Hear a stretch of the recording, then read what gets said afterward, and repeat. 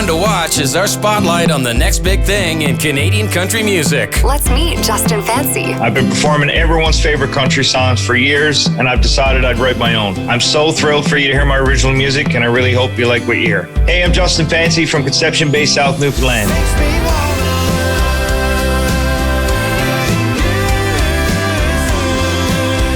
Listen, download, and support One to Watch. Wendy Boomer joined by Justin Fancy, somebody that I have had a pleasure of get to knowing. And Justin, you are our one to watch. We're so thrilled to hear this song on the air. And just, for people who don't know you as much as I do, we've got an East Coaster here. So I want to hear just a little bit more about your story. Yeah, from a small town in Conception Bay, South Newfoundland. It's about 15 minutes outside of St. John's. And I'm real proud, real proud to be, a part of this. And I just, thank you so much. Oh, God. Well, you're more than welcome. I mean, when you make good music, it's easy to support it. So, what's the influences that you grew up on and whatnot? I know you've often played a lot of different festivals and shows and bars and a lot of cover tunes. But what were those kind of songs and sounds that you love to play? Yeah, for sure. So I was definitely a 90s country guy growing up. When I started to learn how to play guitar, I took it back to the basics and really started in on the old country music. Hank Williams, Hank Snow, George Jones, Willie Nelson, the big names that pretty much brought country music to where it is today. And just really started learning the chords and those songs and listening to the stories as much as anything else. I love a good country song with a good story. And I mean, a lot of the country music that I've listened to and had the pleasure of listening to and playing over the years at bars and pubs and whatever else. I love to tell the stories of these songs. It's very important for country music. So yeah, I didn't really listen to a lot of modern country at that time. Growing up when I was 16 till I was about 21, 22, there wasn't any country stations here in St. John's.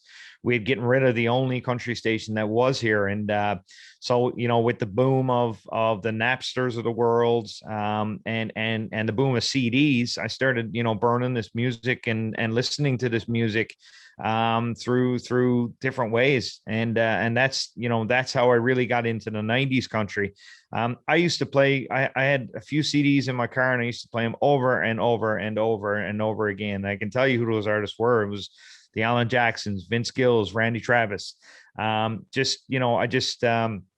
had a real passion for country music when everybody else really was listening to hit stations and pop. At my age, it was just something that I stuck onto. And it's over the years, I guess I've been able to interpret that in a way where I can translate it in my own words and create my own, songs and stories about that, Well, I mean, East Coasters are definitely known for their storytelling as well.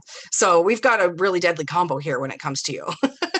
Yeah, for sure. I mean, yeah, I can name a few of those, but I mean, a lot of these artists inspirations to me as well growing up. I mean, you look at Ron Hines and the stories and songs that he has told, just an icon. And even Alan Doyle and what he's been able to do as an East Coaster and proud guy from Petty Harbor. I mean, I can't say enough. The guy's an inspiration to us all, and I'm hoping to carry that flame on with him.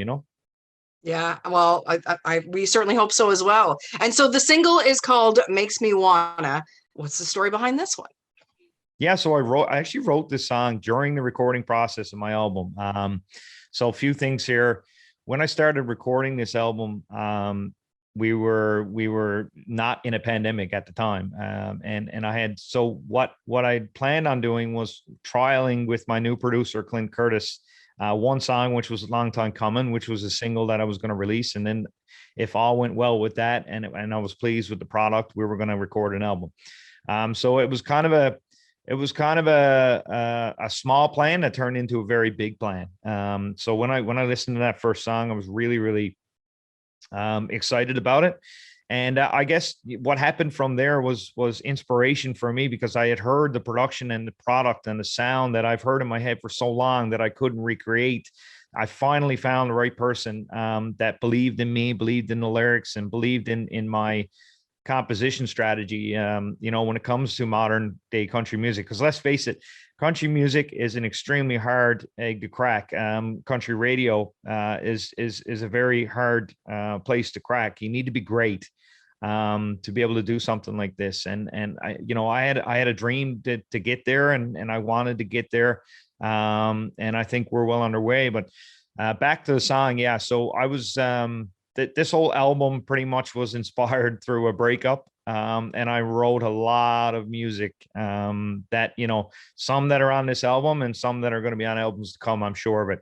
But yeah, I mean, a good friend of mine told me one day, he said to me, you know, you'll never be a good singer or songwriter if you don't experience a good breakup. And that was something that stuck with me for so long. And then it happened to me. And then it was, you know, so this song Makes Me Wanna is a product of that. And it's, you know, it basically talks about the frustrations of trying to get over someone. But yet you still got that element of love and that element of, you know, you're thinking about that person and, you know, the frustrating part of really trying to force yourself to get over someone. Yeah. Yeah. Well, yeah, we all know that makes good music, right? I mean, so now we get to look forward to a Falling in Love album in the future. So for sure. Definitely. Well, also, when going back to a little bit of your time doing so many covers and whatnot, I always love asking this question because so many artists have done that, of course, throughout their career. What's the one song or request that you just never want to play again? Wagon Wheel. 2 words. I think it's actually been banned on George Street by all the musicians that play it in St. John's. I'm pretty sure it's actually banned. Oh my goodness, for all the times that I've played that song, if I had $1 for every time I played that song, you know, I'd probably be down in, you know, the Dominican somewhere on vacation for the rest of my days. Oh boy, when that song came out, it was so good though. When it came out, and what a great tune. And then Darius Rucker covered it, which was unreal. Great, love the guy. But it just kind of kept that train going. So every time I'd go downtown and you know, I'd play a gig at one of my favorite pubs, whether it be Greensleeves or you know, any other pub on the street, there's about 20 of them right in a line, right in the kind of the same place. And you know, it was to a point where it was every single gig I was playing, the song was being requested more than once, not just once, more than once. It was just crazy. Great tune. I'm over it now. And so then what's your favorite one to play? Is there one that you're always like, I can't get enough of this one? Let Me Down Easy, Billy Currington. I actually played it at my show I had a couple of weeks back there, and I sincerely love this song. Everything about it, the lyrics, the delivery there is just, I don't know, it's just a very great song. I've actually covered it and I've got it on social media and stuff too, and just a great song. Love it. All right. So now we know what to request at a Justin Fancy show. If you're going for covers, we know what not to request and what to request. Yeah. For sure. Well, I think we're just starting to get to know you a little bit better, and we're so thrilled to hear your music on the air. Again, as a fan for a long time and knowing how hard you've been working at it. And again, like you said earlier in this chat as well, that, you know, you had this sound in your head that you wanted to have, you have it. And so you should be really proud of what you've put out there. And I'm so happy to be able to share it with so many others. I'm really thankful for that, Wendy, and thanks for believing and supporting in me. You know, in the beginning, I know we had conversations, you know, a few months back or whatever, and I just really appreciate it. And I mean, you know, the phone call for me came out of nowhere, and it was just a very surreal moment for me to be featured here. And I'm really hoping that it reaches as many heads as it can, and you know, any feedback or anything I can get from anybody else, you know, feel free to reach out, because I'm always looking for that. And I'm always looking for motivation to get better and be better. And I think that's extremely important here. This is an unbelievable opportunity for me. And I thank you. And I thank the Rogers team for it. Well, we're just so happy to have you. So thank you, Justin. Can't wait to hear more from you. Thanks very much, Wendy. Thanks for having me.